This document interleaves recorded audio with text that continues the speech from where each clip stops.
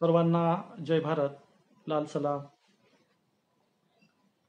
पुरोगामी विचार मंच नाशिक या पेजवर सगळ्यांचे पहिल्यांदा मी अभिनंदन व्यक्त करतो की ज्यांनी संत चळवळीतला एवढा चांगला विषय अरेंज केला. पुरोगामी विचार मंच नाशिकचे अध्यक्ष, उपाध्यक्ष, सचिव, मार्गदर्शक आणि पुरोगामी विचार मंच नाशिकच्या सगळ्या पहिल्यांदा टीमचं मी या ठिकाणी अभिनंदन व्यक्त करतो की त्यांनी अण्णाभाऊ साठे यांच्या जन्मशताब्दी वर्षाच्या निमित्ताने वेगवेगळे विषय घेऊन वेगवेगळ्या व्याख्यानांचं आयोजन केलं होतं. आज मला आजची संत चळवळीची प्रासंगिकता या संदर्भातला विषय दिलेला आहे. सुनीलजी आलेले आहेत. जय भीम, जय लहूजी, लाल सलाम. शंकर राऊत महाराज आले, जय हरी. राजर्षी शिवराय ते सवंगडी गाथा तयांची स्मरा. उद्धारा सकळ जनांशी शिकवा सन्मार्ग दावा खरा. मध्यस्थी नची खोटी कर्मकांड करणे पूजा स्वतःही करा. वर्षाचे दिनमना सकळही मंगळ स्मरण संतांस करा. श्री संताची या माथा चरणावरी साष्टांग करी दंडवत. विश्रांती पावलो सांभाळा उत्तरे वाढले अंतरे प्रेम सुखे. कृपेच्या ओरसे डवरली ही काया नव्या अनारीसे उद्धरिलो. तुका मने मज न घडता सेवा पूर्व पुण्य ठेवा उढावला. या ठिकाणी मी संत चळवळीच्या या सगळ्या विषयाची मांडणी करण्याच्या अगोदर महाराष्ट्रातील तमाम सगळ्या साहित्यप्रेमी लेखक, पुरोगामी चळवळीच्या सगळ्या कार्यकर्त्यांना मी अण्णाभाऊ साठे यांच्या जन्मशताब्दी वर्षाच्या हार्दिक हार्दिक शुभेच्छा देतो. मित्रांनो, महाराष्ट्रामध्ये भारताला एक प्रचंड मोठी पुरोगामी परंपरा लाभलेली आहे. महापुरुषांची परंपरा लाभलेली आहे. या महापुरुषांच्या परंपरेमध्ये आपण एका वाक्यात सांगायचं झाल्यास बुद्धानंतर जिजाऊ, शिवबानंतर लहू, फुले नंतर शाहू आणि बाबासाहेबांनंतर अण्णाभाऊ हे नाव घ्यावंच लागतं. याशिवाय महाराष्ट्राची, भारताची पुरोगामी परंपरा पूर्ण होत नाही. आणि म्हणून या पुरोगामी परंपरेमध्ये सगळ्या महापुरुषांच्यावर सर्वाधिक प्रभाव, सर्वाधिक छाप ज्यांची होती ती संत मंडळाची होती. महाराष्ट्रामध्ये असे एकही पुरोगामी चळवळ, एखादा पक्ष, पार्टी किंवा एखादा महापुरुष नाही की ज्यांनी संत चळवळीला बाजूला ठेवले. प्रत्येक महापुरुषांनी, प्रत्येक पुरोगामी चळवळीने संत चळवळीचा वेळोवेळी गौरवानेच उद्गार केलेला आहे. गौरवाने त्या संतांचा उच्चार केलेला आहे. आणि म्हणून संत चळवळीला बाजूला ठेवून आपल्याला पुरोगामी चळवळींना फार वेगाने पुढे जाता येणार नाही. पुरोगामी चळवळीतला सगळ्यात महत्वाचा एक धागा कुठला असेल तर तो संत चळवळ आहे. मध्ययुगीन भारताच्या कालखंडामध्ये या देशामध्ये अनेक भक्ती चळवळी उदयाला आलेल्या आहेत. जसं बांगलादेशाकडे, वेस्ट बेंगॉलकडे चैतन्य महाप्रभू यांचा मोठा संप्रदाय होता, किंवा विवेकानंदांचे गुरु त्यांचाही तिकडे मठांचा संप्रदाय होता. त्यानंतर महाराष्ट्राच्या बाँड्रीवर गुजरातमधून महाराष्ट्र, कर्नाटकाचा हा सगळा विदर्भाचा मोठा भाग ज्यांनी व्यापला ते संत चक्रधर स्वामी यांचा परधर्म, महानुभव धर्माचा मोठा प्रचार राहिलेला आहे. याच मध्ययुगीन कालखंडाच्या सुरुवातीच्या काळामध्ये महात्मा बसवेश्वरांनी कर्नाटक, महाराष्ट्राचा फार मोठा भाग व्यापला, तो लिंगायत धर्माच्या स्थापनेने. आणि म्हणून मध्ययुगीन भारताचं आपण 9वं शतक ते 15वं शतक हा भक्ती चळवळींच्या, संत चळवळींच्या उदयाचा कार्यकाळ आपण मानतो. या काळामध्ये संत चळवळीचा उदय होत होता आणि आज तागायत या संत चळवळीचा फार मोठा प्रचार प्रसार झाला. ते संबंध भारतभरात, जगभरात फोफावलेले आहेत. अगदी याच धर्तीवर संत चक्रधर स्वामी असतील, संत नाथ संप्रदायाचे गोरक्षनाथ, मच्छिंद्रनाथ असतील, त्यानंतर महात्मा बसवेश्वर असतील, याच सगळ्या संतांच्या जोडीला 12व्या शतकाच्या शेवटीला महाराष्ट्रामध्ये एक फार मोठी लोकप्रिय भक्ती चळवळ सुरू झाली. आणि या लोकप्रिय भक्ती चळवळीचं स्वरूप, तिचा सुरुवातीचा कालखंड ज्यांनी नेतृत्व केले ते संत नामदेव होते. संत नामदेव महाराज हे हिंगोली जिल्ह्यातील नरसी या गावचे होते. ते औंढा नागनाथ येथे मंदिरामध्ये कीर्तनाला, दर्शनाला गेल्याच्या नंतर औंढा नागनाथाच्या मंदिरातील ब्राह्मणांनी त्यांना बाहेर हकललं. आणि बाहेर हकलल्याच्या नंतर नामदेव महाराजांचा त्यांनी तिथे अपमान केला. नामदेव महाराजांनी अभंग सुद्धा लिहिलेला आहे. हीन दीन जाती मेरी पंढरी के राया, ऐसा नामा दर्जी तुमने कायको बनाया. नामा टाल विना लेके राहुल में गया, कीर्तन करते समय ब्राह्मणों ने बाहर ढकलाया. 4 वर्ण गाय के 1 वर्ण दूध, तुम कहा के ब्राह्मण हम कहा के सूद. गायी 4 रंगाच्या असतात पण दूध मात्र एकाच रंगाचं असतं. मग तुम्ही कसले वरच्या जातीचे आणि आम्ही कसले खालच्या जातीचे, आपण सगळे एकच आहोत, अशी मांडणी, असा प्रतिप्रश्न नामदेव महाराजांनी औंढा नागनाथाच्या मंदिरातील ब्राह्मणांना उपस्थित केला.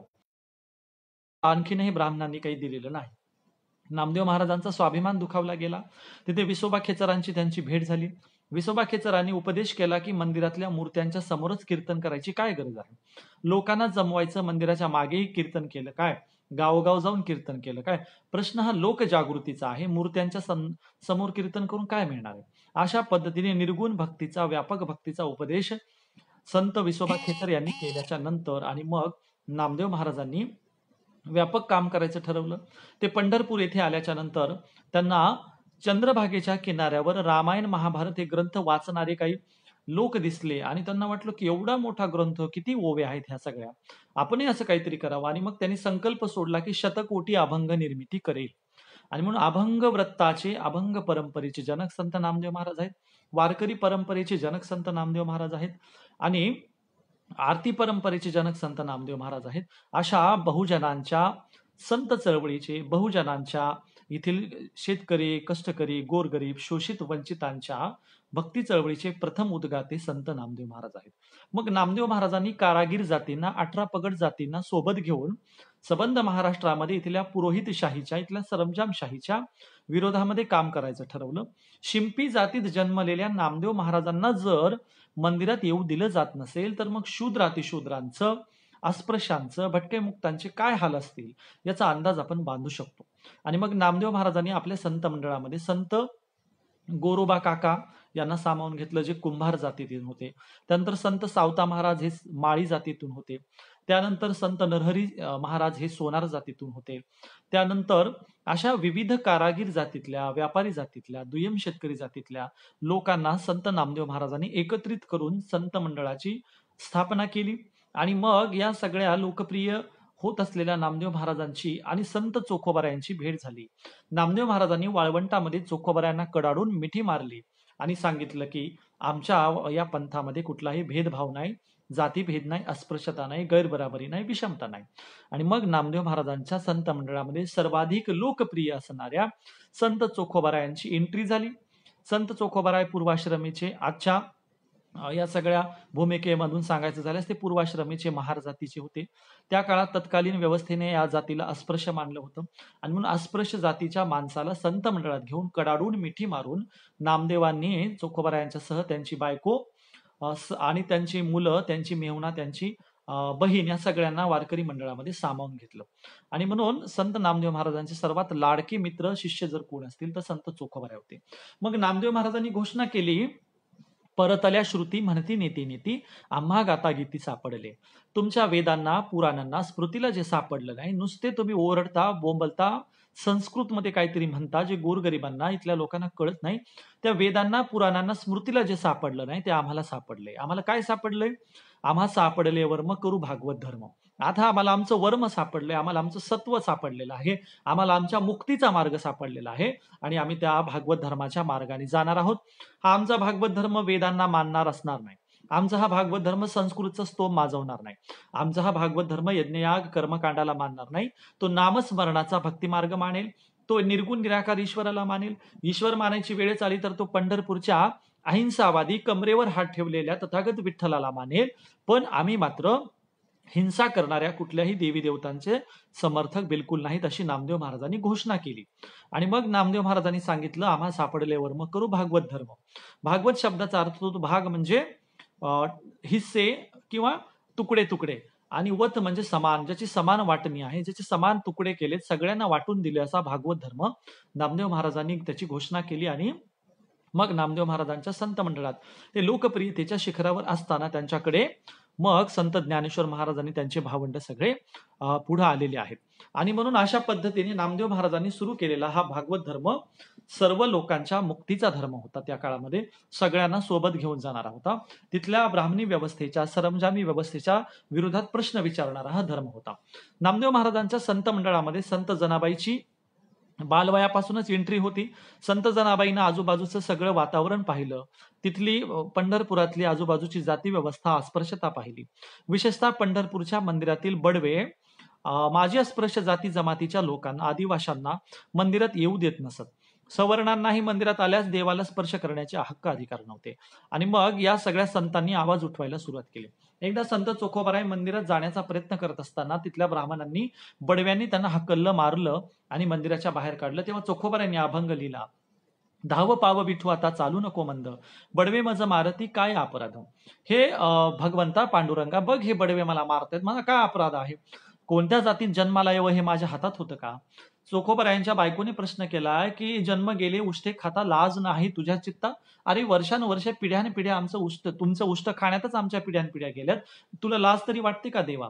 अशा पद्धतीने हा भगवंताशी, ईश्वराशी, विठ्ठलाशी संतांनी झगडा सुरू केलेला आहे. जनाबाई म्हणते चोखोबरायांच्या स्पर्शाने देव वाटतो, हे ऐकूनच मला हसायला येतं. चोखोबरायांच्या स्पर्शाने देव कुठं वाटायला पाहिजे का. चोखोबरायांचा स्पर्श झाल्यावर ज्या देवाला चोखोबरायांचा स्पर्श झाला त्या देवाच्या स्पर्शाने चोखोबराय शुद्ध व्हावेत, चोखोबरायांचा उद्धार व्हावा. इथे मात्र उलट होतं, चोखोबरायांचा स्पर्श झाल्यावर देव वाटतो. याबद्दल जणी म्हणते की मला हसू येतं, मला वाटतं हे ब्राह्मण काहीच्या काही पण सांगतात, असं जनाबाई बोलते. आणि म्हणून अशा पद्धतीने या संत मंडळाने तत्कालीन परिस्थितीतल्या समस्यांना उचलून हा झगडा सुरू केलेला आहे. या सगळ्या पद्धतीने त्यांनी सगळ्यांशी भांडण सुरू केलं आहे.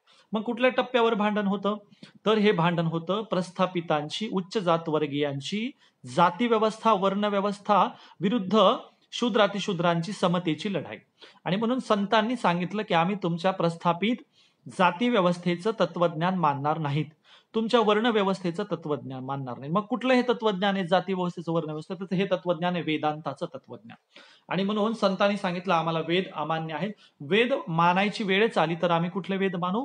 गो ब्राह्मण हिताहून निराळा, वेदाचा तो अर्थ. म्हणजे तुकोबरायांनी सांगितलं गाय आणि ब्राह्मणांचं अतिस्तोम जे माजवलेले वेद आहेत ते आम्हाला मान्य नाहीत.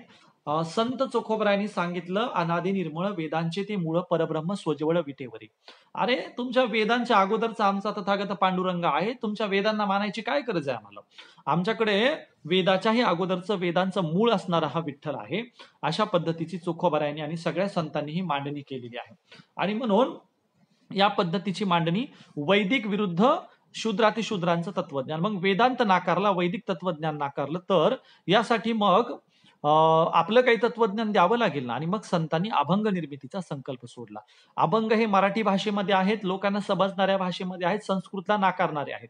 एके ठिकाणी संत एकनाथ महाराज म्हणतात की संस्कृत ही देवापासून झाली, मग प्राकृत मराठी काय चोराखाली गेली होती का, प्राकृत मराठी काय चोरापासून झालेली आहे का. अशा पद्धतीने उपरोधिकपणे संत एकनाथ महाराजांनी प्रश्न केलाय की संस्कृतचं अवास्तव महत्व काय वाढवता. एके ठिकाणी ज्ञानेश्वर महाराज सांगतात की मराठीबद्दल त्यांनी सांगितले माझा मराठीचा बोलू कौतुके, परी अमृतातेही पैजा जिंके, ऐशी रसिके अक्षर मिळावी ना. आम्ही मराठीमध्येच तत्वज्ञान निर्माण करणार आहोत, मराठीमध्येच साहित्य निर्मिती करणार आहोत. यासाठी आम्हाला तुमच्या संस्कृतला पाया पडायची, शरण जायची गरज नाही. बघा तथागत बुद्धाकडे त्या काळामध्ये एक त्यांचा ब्राह्मण शिष्य आला होता आणि तो म्हणाला की तथागत आपण संस्कृतमध्ये धम्माची, तत्वज्ञानाची मांडणी करूया. तथागतांनी साफ नकार दिला. तथागत भगवान गौतम बुद्ध म्हणाले की संस्कृतमध्ये बिलकुल साहित्य निर्मिती करायची नाही, लोकभाषेमध्ये साहित्य निर्मिती झाली पाहिजे. त्या काळाची लोकभाषा पाली होती. याचप्रमाणे नामदेव महाराजांच्या संत मंडळाने आणि पुढच्या सगळ्या संतांनी संस्कृत भाषेला नकार देत मराठी भाषेमध्ये साहित्य निर्मिती केलेली आहे.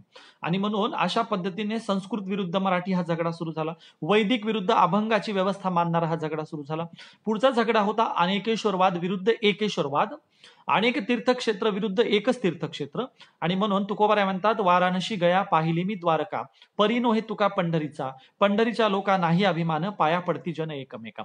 हे बघा तुमची वाराणसी गया द्वारका काशी बिशी आम्हाला काहीच नको, आम्ही फक्त एकच पंढरपूरचा विठ्ठल मानणार आहोत, पांडुरंग मानणार आहोत, तोही निर्गुण निराकार चराचरातला मानणार आहोत, आम्हाला तुमचे बाकीचे तीर्थक्षेत्र नकोयत.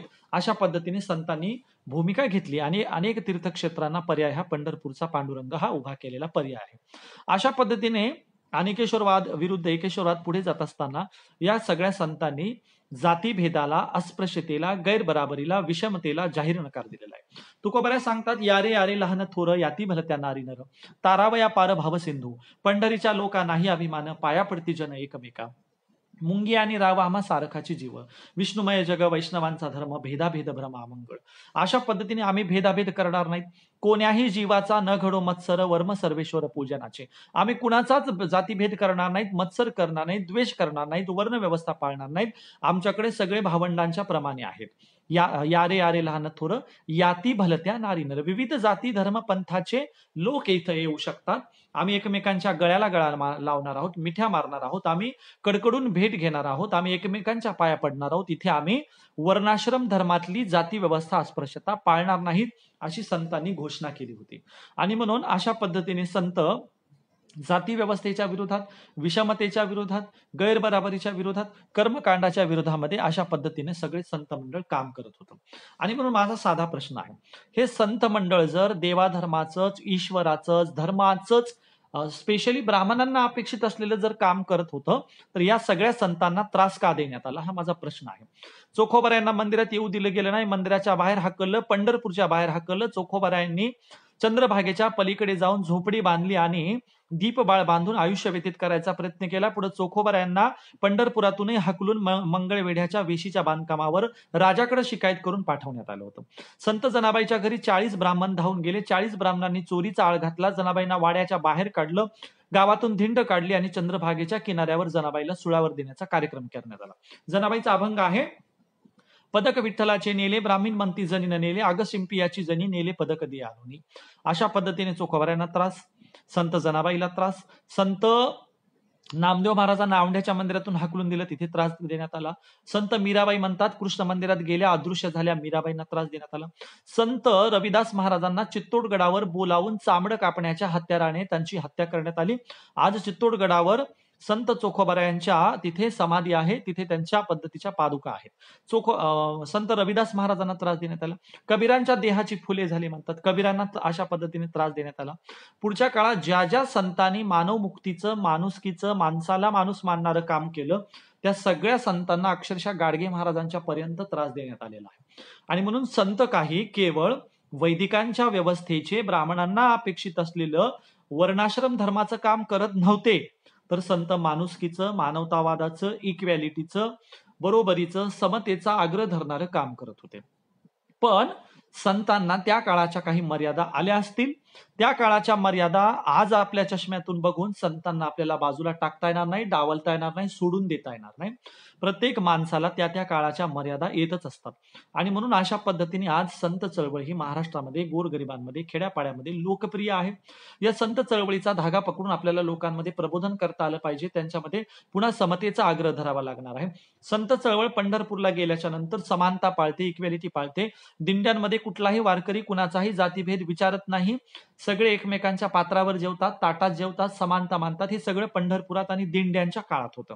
पण हाच वारकरी वर्ग गावी आल्याच्या नंतर आपल्या ढाळजेमध्ये फुटके कब्बशा ठेवतो, अस्पृश्यता पाळतो, गैरबराबरी पाळतो, विषमता पाळतो. हे गाव पातळीवर होतं. आणि म्हणून आपल्याला अशा पद्धतीने या वारकऱ्यांना सांगावं लागेल की पंढरपूरच्या वाटेवर असताना तुम्ही जातीभेद करत नाही, तर मग गाव पातळीवर आल्यावर पुन्हा जातीग्रस्त का होता. आणि म्हणून आपल्याला संतांचा आग्रह धरून ग्रामीण भागामध्ये चांगल्या पद्धतीने हे सगळं काम करायचंय आणि लोकांमध्ये आपल्याला हा विचार घेऊन जायचा आहे. संतांचे स्त्रीविषयक काय भूमिका आहेत बरं, तर सगळे संत स्त्रियांना प्रथम प्राधान्य देतात. संत नामदेव महाराजांनी वारकरी परंपरेची, भागवत धर्माची पहिली विनेकरी संत जनाबाईला केलेला आहे. आणि म्हणून एक अभंग आहे, नामदेव कीर्तन करी पुढे देवनाचे पांडुरंग, जनी म्हणे ज्ञानदेवा बोला अभंग. विनेकऱ्याकडे कीर्तनाच्या वेळेचे सगळे हक्क अधिकार असतात. जनाबाईच्या गळ्यात विना आहे, नामदेव कीर्तन करतायत आणि म्हणून जनाबाई म्हणते ज्ञानेश्वर महाराज उठा आणि तुम्ही अभंग बोललं पाहिजे. अशा पद्धतीने वारकरी परंपरेची पहिली विनेकरी संत जनाबाई आहे. म्हणजे स्त्रियांना एवढं बरोबरीचं स्थान आहे. इथे म्हटलं जातं की आदिनाथ उमा बीज प्रगटले, मच्छिंद्राने दिलेले मोक्ष सिद्धी. म्हणजे उमेच्या सांगण्यावरून आदिनाथाने हे बीज प्रगटले. एका स्त्रीच्या सांगण्यावरून हे समतेचा वृक्षवेल, समतेची परंपरा सुरू झालेली आहे. आणि म्हणून वारकरी परंपरेत समतेला फार महत्वाचं, स्त्रियांना बरोबरीचं स्थान आहे. हे मी महत्वाचा मुद्दा सांगत होतो. तुकोबारायांनी तर सांगितलंय, कुळी कन्या पुत्र होती जे सात्विका, आधी कन्या मग पुत्र, किंवा अशा अनेक अभंग आहेत ज्याद्वारे स्त्रियांना बरोबरीचा दर्जा दिल्याचा आज आपण सांगू शकतो. हे झालं संतांच्या भूमिकेत स्त्रियांचा दर्जा. पण आज काय दर्जा आहे? आज अनेक ठिकाणी स्त्री कीर्तनकाराला कीर्तनात उभं राहू दिलं जात नाही. स्त्री कीर्तनकार असतील त्यांचा अपमान केला जातो, त्यांना टाळ घेऊन उभं राहू दिलं जात नाही. त्यांना बऱ्याच संतांच्या मुख्य गाभाऱ्यामध्ये आजही कीर्तनाला उभं राहू दिलं जात नाही. स्त्रियांना थेटपणाने कीर्तनातून स्त्रियांची टिंगल-टवाळी केली जाते, स्त्रियांचा अपमान केला जातो, स्त्रियांना हीन लेखलं जातं. हे आजच्या काळामध्ये घडतं. पण त्या काळामध्ये स्त्रियांना संतांनी बरोबरीचा अगदी खांद्याला खांदा लावून दर्जा दिलेला आहे. आणि म्हणून वारकरी परंपरेत पाहायचं झालं तर संत जनाबाई, संत मुक्ताबाई, संत कान्होपात्रा किंवा अनेक अशा संत आहेत ज्या स्त्री संत होऊन गेलेल्या आहेत, ज्यांचं फार मोठं नाव संत चळवळीमध्ये आहे. अलीकडचे हे भटाळलेले वारकरी विसरलेले दिसत आहेत, काही कीर्तनकार विसरलेले दिसत आहेत, जे स्त्रियांना हीन मानतात, कमी लेखतात. आणि म्हणून स्त्रियांना वारकरी परंपरेत बरोबरीचा दर्जा आहे. त्यानंतर या वारकरी संतांची आणखीन ज्या काही भूमिका आहेत त्या आपण तपासून पाहिल्या पाहिजेत. वारकरी संतांच्या अजून कुठल्या कुठल्या आजच्या घडीने आज आपल्याला उपयोगाला आहेत अशा भूमिका आहेत. तर वारकरी परंपरेच्या आज सगळ्यात महत्वाच्या भूमिका कुठल्या असतील तर सगळ्यांनी आपसी मतभेद विसरून एकत्रित आलं पाहिजे, हा मोठा संदेश आहे. त्या काळामध्ये संत नरहरी सोनार, नरहरी महाराज हे शैव उपासक होते. ते कधीही पंढरपुराच्या मंदिरात जायला तयार नव्हते. ते आपल्या पद्धतीने शैव भक्तीचा प्रचार करायचे. सगळ्या संत मंडळींनी सांगितलं पांडुरंगाची कंबर सुद्धा एक शिवलिंगच आहे, पांडुरंगाच्या डोक्यावरचा टोप सुद्धा एक शिवलिंगच आहे, तुम्ही बघावं. आणि मग नरहरी महाराज पांडुरंगाला चांदीचा करदुडा अर्पण करायला गेल्यावर पट्टी बांधून त्या कमरेला हात लावल्याच्या नंतर लक्षात आलं की गोल शिवलिंगासारखाच आकार आहे. आणि म्हणून त्या काळामध्ये शैवपंथीय, नाथपंथीय किंवा बौद्धांचे विविध प्रचारक हे सगळे पंथ संप्रदाय एकत्रित येऊन वारकऱ्यांनी त्यांना एक मोठ बांधण्याचा कार्यक्रम केलेला आहे. आजही आपण ज्या पुरोगामी चळवळीमध्ये छोटे छोटे तुकडे, गट, तट पडलेले आहेत, त्यांनी एकत्रित आलं पाहिजे. हा संत चळवळीचा आम्हाला वाटतं आजच्या दृष्टीने सगळ्यात महत्वाचा संदेश आहे. म्हणून बघा संत शैवांनाही सामावून घेताना दिसतात, वैष्णवांना सामावून घेतात. एक अभंग हरिहर येथे नाही भेद, हरी हर या ज्या परंपरा तिथे भेद नाहीये. शैव वैष्णव आम्ही सामावून घेतले. नामदेवांचा अभंग आहे बौद्ध अवतारी आम्ही झालो संत वर्णवया मात नामा म्हणे. बुद्धांची विचारधारा संतांनी पुढे चालवली, ती सामावून घेतलेली आहे. किंवा तथागत बुद्ध म्हणाले होते ज्ञानदीप लावू जगी, तथागत बुद्ध म्हणाले होते अतदीप भव, नामदेव महाराज म्हणाले नाचू कीर्तनाची रंगी ज्ञानदीप लावू जगी. अशा पद्धतीने बौद्ध परंपरेचं तत्वज्ञान, शैव परंपरेचं तत्वज्ञान, नाथ परंपरेचं तत्वज्ञान, अशा सगळ्या तत्वज्ञानाचा समन्वय या सगळ्या संतांनी केलेला आहे. आपल्यालाही असं करता येईल की नाही? आपल्याकडे ज्या पुरोगामी चळवळी आहेत त्यांनी किमान या सगळ्या गोष्टींवर एकत्रित येण्याची आज गरज निर्माण झालेली आहे. आज आपण सगळ्यांनी एकत्रित आलेलं पाहिजे. आणि म्हणून नामदेवांच्या संत मंडळाच्या नंतर सर्वाधिक लोकप्रिय पुढे जे संत झाले, ज्याच्यामध्ये संत एकनाथ महाराज, संत तुकोबाराय, तुकोबारायांच्या शिष्या संत बहिणाबाई असतील, पुढच्या काळामध्ये संत निळोबाराय असतील, त्याच्या पुढच्या काळामध्ये विदर्भामधून संत गणपती महाराज असतील, संत तुकडोजी महाराज असतील, संत गाडगे महाराज असतील, अशा अनेक नामांकित संतांनी पुढे संत चळवळीचं काम पुढे चालवले आहे. एकनाथ महाराज म्हणतात की मी संत चळवळीचा पाईक आहे, ही संत चळवळ पुढे चालवणार आहे. आणि म्हणून संत एकनाथ महाराजांनी 40 पेक्षा जास्त अभंगातून जोहार हा शब्द उल्लेखलेला आहे. संत एकनाथ महाराज जन्माने ब्राह्मण कुटुंबातून आलेले होते. जोहार हा माझी अस्पृश्य जाती जमातीच्या लोकांचं संबोधन होतं. पण ब्राह्मणांच्या गडामध्ये राहून सुद्धा एकनाथ महाराजांनी पैठणमध्ये जोहार घातला, संत चळवळीशी स्वतःची बांधिलकी व्यक्त केली. संत एकनाथ महाराजांचे गुरु जनार्दन स्वामी आणि संत जनार्दन स्वामी यांचे गुरु संत चांद बोधले हे मुस्लिम संत होते. चांद बोधले या मुस्लिम संतांचे शिष्य जनार्दन स्वामी, जनार्दन स्वामींचे शिष्य संत एकनाथ महाराज. अशा पद्धतीने एकनाथ महाराजांची ही समतेची सुफींची परंपरा पुढे चालली आलेली आहे. आणि म्हणून एकनाथ महाराजांनी पैठणमध्ये जातीभेदाच्या विरोधात काम सुरू केलं. वडिलांच्या वर्ष श्राद्धाच्या, पितरांच्या कार्यक्रमाला त्यांनी अस्पृश्य जाती जमातीच्या लोकांना घरी नेऊन जेवू घातलेलं आहे. संत एकनाथ महाराजांनी या भेदाभेदाच्या पलीकडे जाऊन सुद्धा अनेक चांगुलपणाने अस्पृश्यता निवारणाचं काम त्या काळामध्ये केलेलं आहे. आणि म्हणून एकनाथ महाराजांच्या पुढच्या टप्प्यामध्ये संत तुकोबारायांनी हे काम पुढे चालवलं.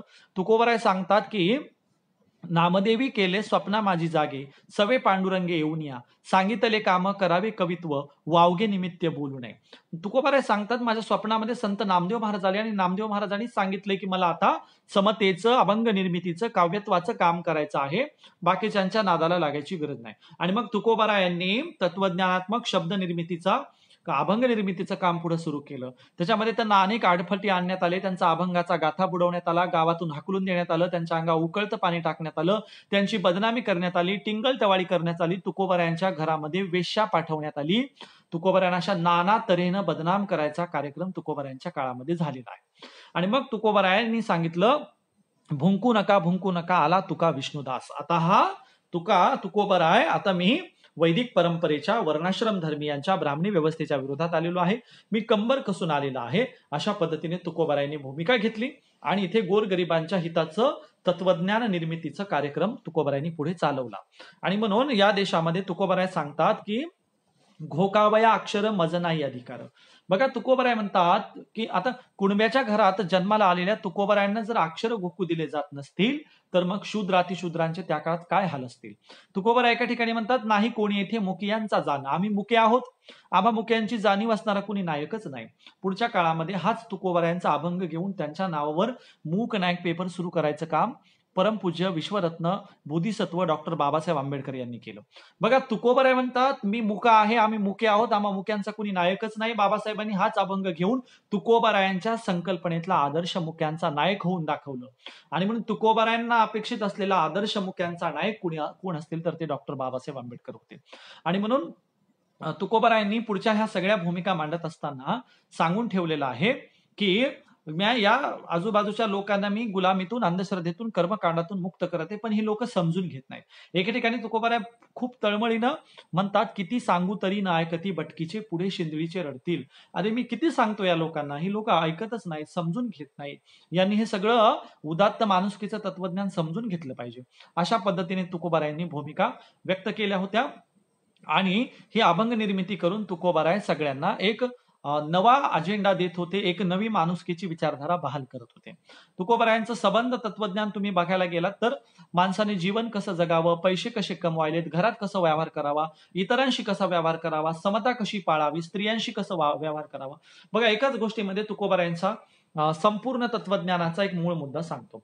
ब्राह्मणांनी पाप पुण्याच्या व्याख्या केल्या होत्या. ब्राह्मणांच्या पाप पुण्याच्या व्याख्या काय होत्या तर ब्राह्मण सांगतात ब्राह्मणांना दान दक्षिणा देणे हे पुण्य आहे. आणि पुढे ब्राह्मण काय सांगतात तर ब्राह्मणांची निंदा करणे हे पाप आहे. ह्या ब्राह्मणांच्या पाप पुण्याच्या व्याख्या होत्या.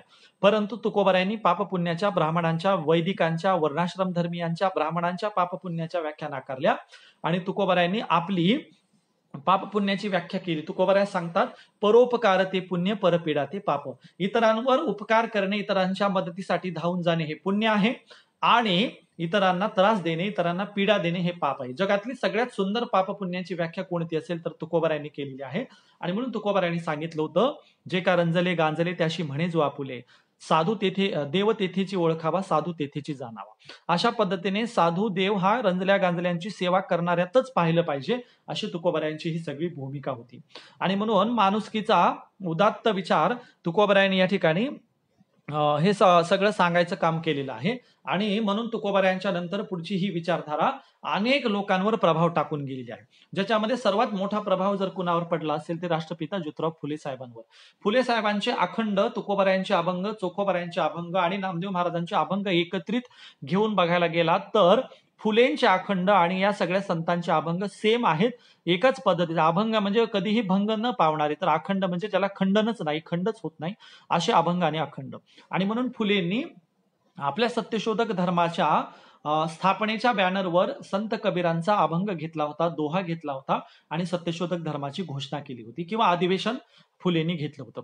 अशा पद्धतीने ज्योतिराव फुलेंवर संत चळवळीचा प्रभाव पडलेला होता. आणि मग आधुनिक भारतामध्ये तुमच्या आमच्या खऱ्या स्वातंत्र्याची लढाई सुरू झाली ती राष्ट्रपिता ज्योतिराव फुलेंच्या साहेबापासून. फुले म्हणतात आताचा स्वातंत्र्याचा लढा हा भट्ट पांड्यांचा स्वातंत्र्याचा लढा आहे. जोपर्यंत इंग्रज मायबाप भारतात आहेत तोपर्यंत शूद्रातिशूद्रांनी जल्दी करावी आणि यांच्या गुलामगिरीतून मुक्त व्हावं. म्हणजे आधी प्रथम प्राधान्य ब्राह्मणी व्यवस्थेतून मुक्तीला आहे. संतांनी देखील प्रथम प्राधान्य ब्राह्मणी व्यवस्थेतून मुक्तीलाच दिलेलं आहे, कर्मकांडातून मुक्तीला दिलेलं आहे, वैदिकांच्या व्यवस्थेतून मुक्तीला प्रथम प्राधान्य दिलेलं आहे. आणि म्हणून पुढे फुलेही हाच मार्ग चालवताना आपल्याला दिसतात. अशा पद्धतीने हे सगळं संत मंडळाचं काम करत असताना महाराष्ट्राच्या संत परंपरेबद्दल खेड्यात म्हटलं जातं नामाचा तुका, कबीराचा शेखा आणि ज्ञानाचा एका. अशा पद्धतीने सगळ्यांना सामावून घेणारी ही परंपरा मानली जाते. आणि म्हणून कबीर हे वारकरी परंपरेमध्ये प्रचंड लोकप्रिय संत मानले जातात. कबीर महाराष्ट्रात आले होते. नामदेव आणि जनाबाईची कबीरांनी भेट घेतली होती आणि म्हणून कबीर उत्तरेकडे जाऊन सांगायला लागले, कबीरा कबीरा क्या पुकारे जा भीमा के तीर, एक जनी के भक्ती में बह गए लाख कबीर. अरे इकडे कबीर कबीर काय करता, तिकडे भीमा नदीच्या तीरावर जा आणि तिथे तुम्हाला दिसेल की एका जनाबाईच्या सेवेमध्ये माझ्यासारखे हजार विद्वान कबीर तुम्हाला दिसतील. किंवा कबीर एके ठिकाणी सांगतात, जनी जनी जनी जनी सब कहे नामदेव की दाशी, कहत कबीर सुनबाई साधो जनी सब संतो की काशी. सगळ्या संतांची काशी जनाबाई आहे असं कबीरांनी सांगितलेलं आहे. का सांगितलं तर जनाबाई त्या पद्धतीने त्या डॅशिंग होत्या, माणुसकीचं चांगलं काम करत होत्या. स्त्री जन्म म्हणून न व्हावे उदास असा त्यांनी संदेश दिला होता.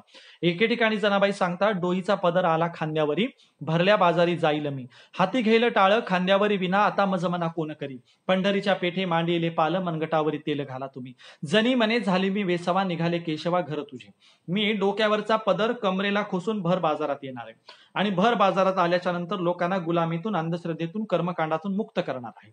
आणि अशा पद्धतीने लोकांचं माणुसकीचं मी काम करत असताना लोक म्हणतील ही बाई आगावची आहे, वाया गेलेली आहे. मी आजच घोषणा करते, कुणाला काय मनगटावर तेल घालून बोंबलायचं असेल तर बोंबला, मी कुणाच्याच बापाला घाबरणार नाही. मी माणुसकीचं, समतेचं काम पुढे चालवणार आहे. जनाबाई याही पुढे जाऊन काय सांगतात की चांगलं काम करणाऱ्या स्त्रियांची नेहमी बदनामी केली जाते, म्हणून मी आजच घोषणा करते, मी पांडुरंगाचं, विठ्ठलाचं घर निघायला तयार आहे, विठ्ठलाची वेश्या व्हायला तयार आहे. अशा पद्धतीने जनाबाईंनी भूमिका घेतली होती. आणि म्हणून या संतांनी केवळ गोरगरिबांना गुलामीतून, अंधश्रद्धेतून मुक्त करणारीच भूमिका घेतली नाही, तर ईश्वराशी भांडण सुद्धा खेळलेलं आहे.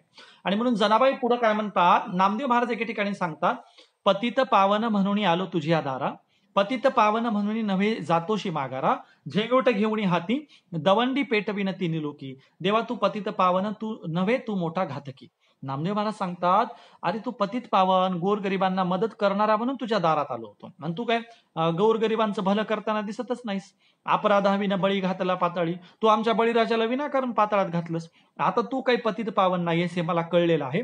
इथून गेल्याच्या नंतर झेंगट हातात घेऊन दवंडी पेटवून सांगणार आहे की तू काही पतित पावन नाहीयेस. जनाबाई म्हणते, अरे अरे विठ्या, मूळ मायेच्या कारट्या, तुझी रानरणकी हो, तुझं मड बसो. जनाबाईंनी भगवंताशी झगडा खेळलेला आहे, भांडण खेळलेलं आहे आणि मानवी हक्कासाठी देवाच्या समोर, विठ्ठलाच्या समोर आपली कैफियत मांडलेली आहे. पुढे तुकोबराय सुद्धा म्हणतात, हरितू निष्ठुर निर्गुण, नाही माया बहु कठीण, नव्हे ते करशियान कवने नाही केले ते, बळी सर्वस्व उदार, जेने उभारीला कर, करुणी कहर तू पाताळी घातला. अरे देवा, विठ्ठला, पांडुरंगार, तुला काही लाज लज्जा आहे की नाही? आमचा ग्रेट उदार असणारा बळीराजा तू कहर करून पाताळात घातलास. ईश्वरा, तू निष्ठुर आहेस, निर्गुण आहेस, अशी तुकोबरायांनी पांडुरंगाच्या समोर भूमिका घेतली होती, बळीराजाची बाजू मांडली होती. बघा, जनाबाई बळीराजाची बाजू मांडतात, संत नामदेव बळीराजाची बाजू मांडतात, तुकोबराय बळीराजाची बाजू मांडतात, आणि अलीकडच्या काळामध्ये मात्र वामनाचा विचार सांगायची परंपरा सुरू झालेली आहे.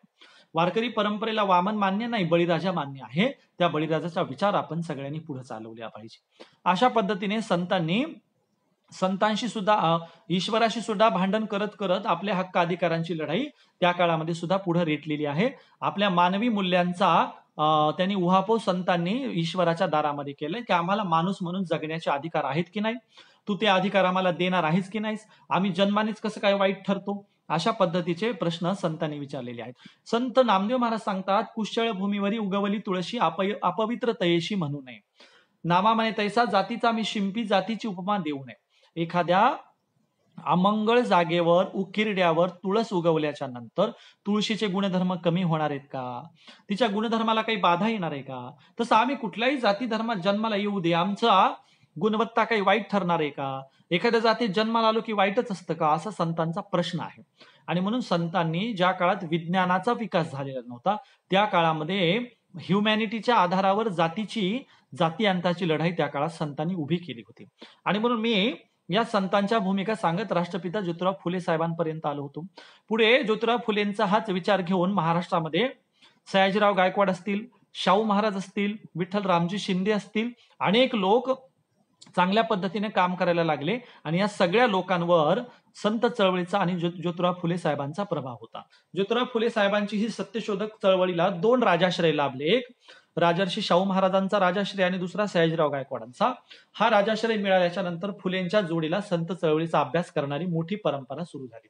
मुकुंदराव पाटील नावाचे फुलेंचे एक शिष्य होते, सत्यशोधक चळवळीचे होते. त्यांनी विठोबाची शिकवण नावाचा ग्रंथ त्या काळामध्ये छोटंसं पुस्तक काढलं, लोकांमध्ये वाटलं. त्यानंतर अनेक छोटी छोटी पुस्तकं काढून वारकरी परंपरेमध्ये ती वाटली जायची. अशा पद्धतीने सत्यशोधकांनी काम केलेलं आहे. आणि मग या सगळ्या गोष्टींचा प्रभाव बाबासाहेबांवर पडणारच नाही असं होणं थोडंच आहे. बाबासाहेबांच्या बालवयामध्येच त्यांना कुठे ना कुठे या सत्यशोधक चळवळीचा प्रभाव जाणवायला लागला होता. बाबासाहेबांना पहिला सत्यशोधक चळवळीचा जवळून प्रभाव पडला तो बाबासाहेबांचे गुरुजी कृष्णाजी केळुस्कर कदम यांनी बाबासाहेबांच्या सत्कार समारंभाच्या कार्यक्रमामध्ये बाबासाहेब पास झाल्याच्या नंतर त्यांना बुद्ध चरित्र भेट दिलं होतं. हे कृष्णाजी केळुस्कर गुरुजी सयाजीराव गायकवाडांशी संबंध ठेवून होते, शाहू महाराजांशी संबंध ठेवून होते आणि ते स्पेशली सत्यशोधक चळवळीच्या प्रभाव क्षेत्रातले होते. पुढे कृष्णाजी केळुस्कर कदम यांच्या संपर्काच्या द्वारे बाबासाहेबांचा शाहू महाराजांशी आणि सयाजीराव गायकवाडांशी संपर्क आला. बाबासाहेब विदेशात शिकायला गेले. विदेशात शिकत असताना त्यांनी ज्योतिराव फुले साहेबांचं साहित्य वाचलं, संपूर्ण सत्यशोधक चळवळ समजून घेतली. स्पेशली संत चळवळ बाबासाहेबांनी डिटेल वाचली. बाबासाहेबांनी संत चळवळ डिटेल का वाचली तर बौद्ध धर्माचा स्वीकार करायच्या अगोदर बाबासाहेबांनी महानुभव, वारकरी, लिंगायत या सगळ्यांचा अभ्यास केलेला होता.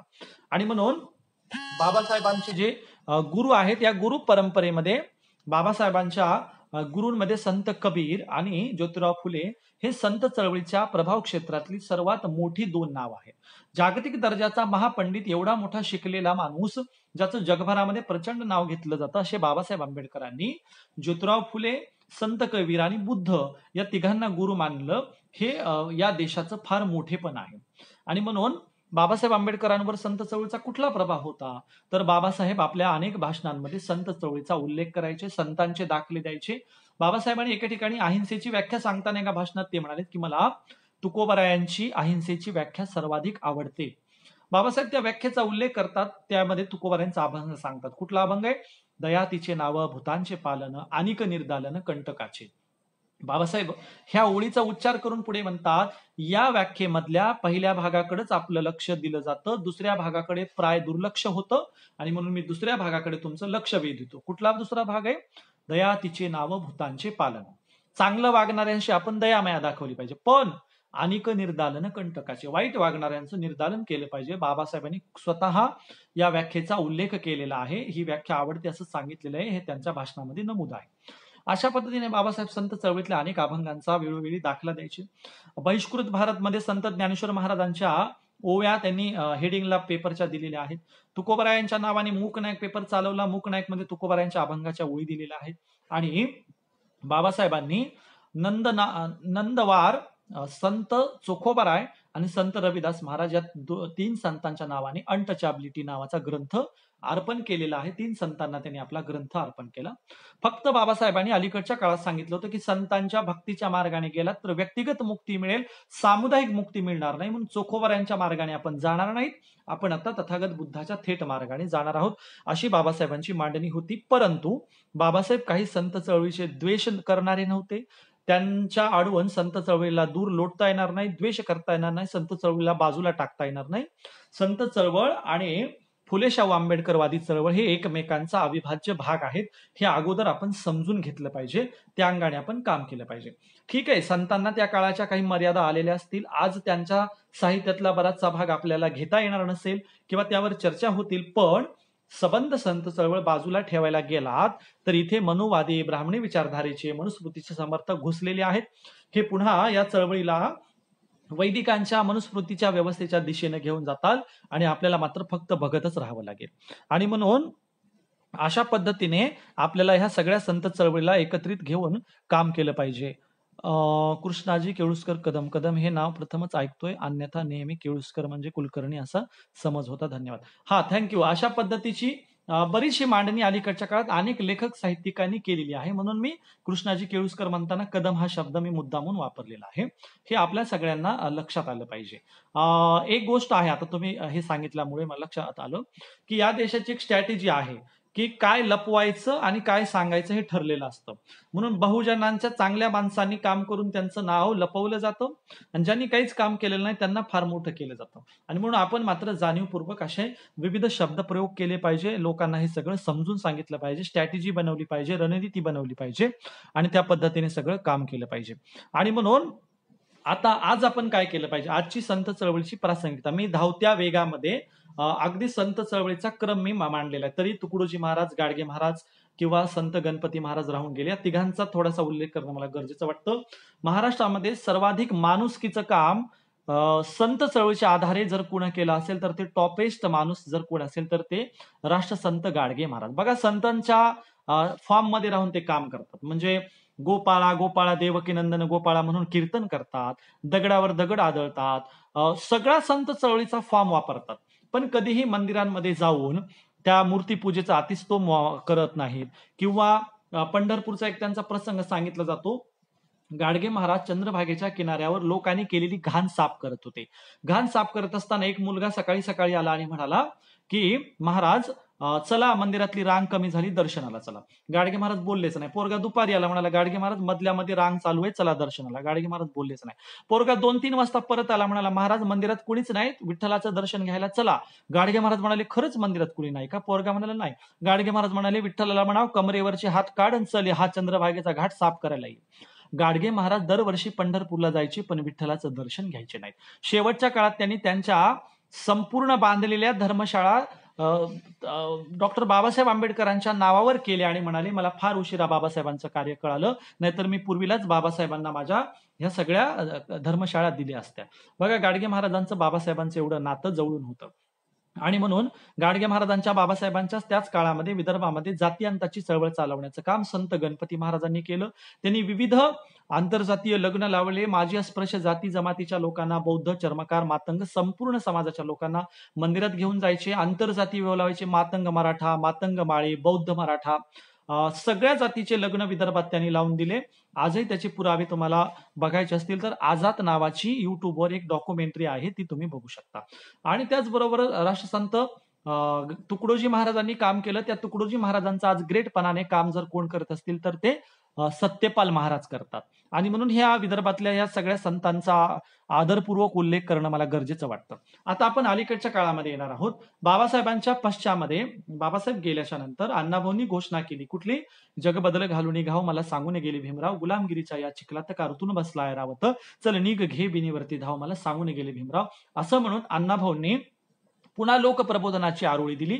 आपल्या संबंध साहित्यातून अण्णाभाऊंनी शेतकरी जातींचं प्रबोधन करायला सुरुवात केली. बघा, संतांनी प्रथम प्रबोधन कुणाचं केलं तर शेतकरी जातींचं. या शेतकरी जातीमध्ये माळी, मराठा, हटकर, धनगर, कुंभार, सुतार, लोहार या सगळ्या कारागीर आणि शेतकरी जातींचं प्रबोधन संतांनी केलं. अण्णाभाऊंनी सुद्धा कथा कादंबऱ्या लिहून सर्वप्रथम प्रबोधन करायला कोणाचं घेतलं असेल तर ते शेतकरी जातींचं. आणि म्हणून अशा पद्धतीने या संत चळवळीच्या अंगानेच पुढच्या काळामध्ये अनेक लेखक साहित्यिकांचं ही सगळी साहित्य निर्मिती होती. आणि साहित्य निर्मितीवर संत चळवळीची फार मोठी छाप असल्याचं आपल्या सगळ्यांच्या लक्षात येतं. आणि म्हणून अशा पद्धतीने आपण या सगळ्या संत चळवळीला आपल्याला महापुरुषांच्या अंगाने घेता आलं पाहिजे. मी सुरुवातीलाच उल्लेख केला आहे, बुद्धानंतर जिजाऊ, शिवबानंतर लहू, फुलेनंतर शाहू आणि बाबासाहेबानंतर अण्णाभाऊ नाव हे घ्यावंच लागेल. आणि त्यामध्ये मग हा संत चळवळीचा धागा आपल्याला पकडावा लागतो. अशा पद्धतीने हे माणुसकीचं काम आज आपल्यावर चालवण्याची वेळ आलेली आहे. बाबासाहेबांचं एक विधान आपण नेहमी सांगतो की माझा परिवर्तनाचा रथ पुढे नेता नाही आला तरी चालेल, पण त्याला मागे खेचू नका. याचप्रमाणे आपल्याला ह्या सगळ्या संतांच्या, महापुरुषांच्या विचारांचा हा रथ आपल्याला आता पुढे चालवायचा आहे. आपल्यावर ही सगळी वेळ आलेली आहे आणि लोकांनाही आपल्याला सगळं समजून सांगायचं आहे. आणि म्हणून आपण सगळेजण या पद्धतीने सगळं समजून सांगू, लोकांमध्ये ही विचारधारा घेऊन जाऊ आणि लोकांना ह्या एकात्मतेचा आपण संदेश द्यायला सुरुवात केली पाहिजे. अण्णाभाऊंच्या जन्मशताब्दीच्या वर्षाच्या निमित्ताने सगळ्यांना सांगेल, मी 2014-15च्या काळामध्ये अण्णाभाऊंच्या नावाने एक पुस्तक लिहिलेलं आहे. पुस्तकाचं नाव आहे अण्णाभाऊ साठे यांचा जन्मदिवस 1 ऑगस्ट हाच खरा मराठी भाषा दिन. आणि सगळ्यांना विनंती आहे, 84 लोक आता लाईव्ह आहेत आणि खूप लोक ते शेअर करते. सगळ्यांना विनंती आहे, अण्णाभाऊ साठे यांचा जन्मदिवस 1 ऑगस्ट हाच आपण खरा मराठी भाषा दिवस म्हणून साजरा केला पाहिजे. पुस्तकाचं हेडिंगच आहे अण्णाभाऊ साठे यांचा जन्मदिवस 1 ऑगस्ट हाच खरा मराठी भाषा दिन. आपण सगळ्यांनी ते पुस्तक मागवावं, लोकांमध्ये प्रचारित करावं. कुसुमाग्रजांच्या नावाने होणारा मराठी भाषा दिन आम्हाला अमान्य आहे. भटक्या मुक्तांना साहित्यात सर्वप्रथम नायक कोणी बनवलं तर अण्णाभाऊ साठे यांनी. भटक्यांना साहित्यातच दर्जा नव्हता तर नायक कोण बनवणार होतं? पण अनेक कथा कादंबऱ्यांच्या अण्णाभाऊंच्या साहित्याचे भटके मुक्त नायक आहेत. आदिवासी नायक आहेत. शेतकरी जातींचा आणि माजी अस्पृश्य जाती जमातींचा दुवा घालून देण्याचं काम अण्णाभाऊंनी केलेलं आहे. अस्पृश्य जातीतला फकीरा किंवा अस्पृश्य जातीतले जे नायक आहेत ते नायक पाटील देशमुखाची पोरगी तिच्या सासरी नांदायला नेऊन घालत असताना सांगतात ती माझी बहन आहे. बघा, माझी अस्पृश्य जाती जमातींचं आणि शेतकरी जाती जमातींचं नातं घालून देण्याचं काम अण्णाभाऊंनी आपल्या साहित्यातून केलेलं आहे. आणि म्हणून अण्णाभाऊंच्या साहित्याचे नायक शेतकरी जातीचे आहेत, माझी अस्पृश्य जातीचे आहेत, भटक्यामुक्त जाती जमातीचे आहेत, त्याचबरोबर आदिवासी समाजाचे. सगळ्या जाती जमातींना नायक करणारा एकमेव साहित्यिक, साहित्यरत्न, लोकशाहीर अण्णाभाऊ साठे आहेत. म्हणून अण्णाभाऊंच्या नावानेच मराठी भाषा दिन साजरा झाला पाहिजे. कुसुमाग्रजांच्या नावाने जर कुठला दिवस साजरा करायचा असेल तर संस्कृत भाषा दिन म्हणून साजरा करावा, आमचं काही म्हणणं नाही. पण मराठीचा सगळ्यांचं साहित्यिक प्रतिनिधित्व करणारा जर कोणी असेल तर ते अण्णाभाऊ आहेत. या विचारमंचाच्या माध्यमातून या विचारमंचाला मी रिक्वेस्ट करेल की अण्णाभाऊंच्या नावाने मराठी भाषा दिन साजरा व्हावा, यासाठी सगळ्यांनी आपण आग्रह धरला पाहिजे. त्यासाठी आपण निवेदनं दिली पाहिजेत आणि सगळ्या चांगल्या पद्धतीने काम केलं पाहिजे. आणि म्हणून अशा पद्धतीने आज आपल्यावर काय काय जबाबदारी आलेली आहे तर ग्रामीण भागात महाप्रबोधन करायची आपल्याला जबाबदारी आहे. आपण रोज एकमेकांची टिंगलटवाळी करत असतो, आपण रोज एकमेकांच्या उणीधुणे काढत असतो. फेसबुकला तर तुम्ही बघताय पुरोगाम्यांनी पुरोगामांच्याच विरोधात लिहायची एक ट्रेड आलेला आहे. तिकडे ती ब्राह्मणी व्यवस्था आनंदात मौज मजेत त्यांची सत्ता उपभोगतीये.